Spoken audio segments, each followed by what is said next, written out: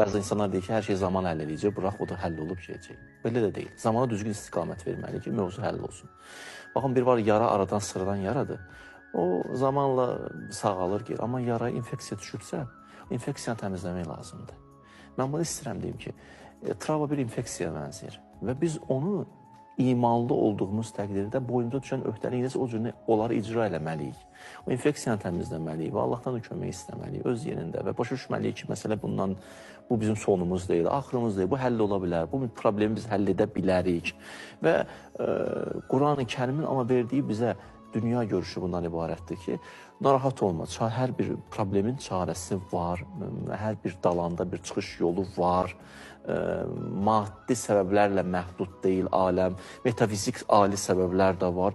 Bu artıq insana bir dənə ruh verir və insan o travmanın qabağında dizlərini qoymur yerə və durur, möhkəmlənir. Ona görə biraz öncə bunu çox düşünürdüm mən. Baxın, insanlar neçə cürdür. Bəzi insanlar bu travma deyil.